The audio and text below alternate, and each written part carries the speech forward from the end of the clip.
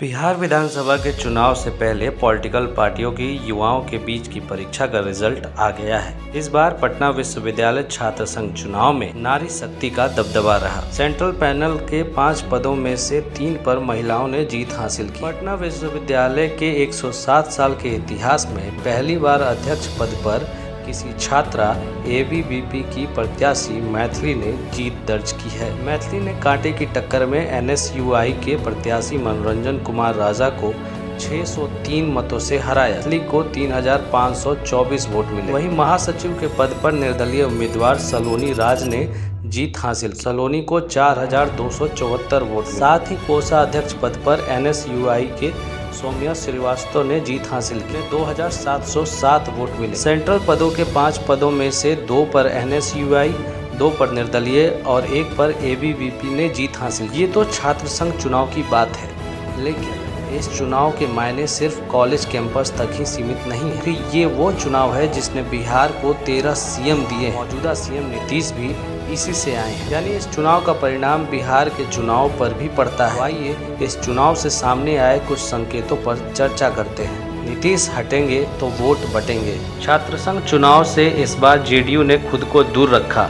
2022 में जेडीयू का अच्छा प्रदर्शन था, लेकिन इस बार जेडीयू ने चुनाव नहीं लड़ा, जिसके कारण वोट बटकर एबीवीपी, निर्दलीय और एनएसयूआई के खाते में गया। यही कुछ परिदृश्य बिहार की राजनीति में भी होने के आसार नजर आ रहे हैं। इस पर एक वीडियो हमने किया है, आप जरूर देखें। महागठबंधन में बिखराव। छात्र संघ के चुनाव में एनएसयूआई, आरजेडी और वाम दलों ने अलग अलग चुनाव लड़ा। वहीं आरजेडी के मनोरंजन कुमार एनएसयूआई के तरफ आ गए। बताया जाता है कि वाम दलों का वोट निर्दलीय प्रत्याशियों को गया, वहीं आरजेडी का वोट एनएसयूआई को ट्रांसफर हो गया। यानी गठबंधन में बिखराव का सबसे ज्यादा घाटा राजद को होता दिखा।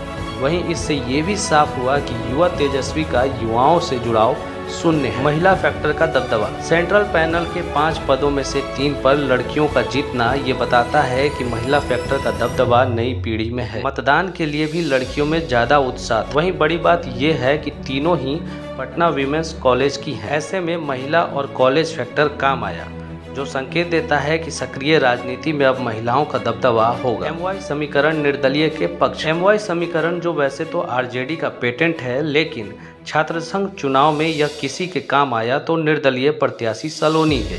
साथ ही उन्हें जेडीयू का भी समर्थन प्राप्त था। यही कारण है कि महासचिव पद पर निर्दलीय उम्मीदवार सलोनी राज को सबसे अधिक 4274 वोट। यानी छात्र संघ चुनाव ने बिहार की राजनीति को लेकर साफ संकेत दिया है कि नीतीश के ना रहने पर वोटों का बिखराव होगा, और यह किधर जाएगा यह भी बताया। महागठबंधन में बिखराव का असर क्या होगा, साथ ही युवाओं का रुख किस तरफ है और निर्दलीय उम्मीदवारों का भविष्य कितना उज्जवल है, ये बात इस छात्र संघ चुनाव से साफ पता चलता है।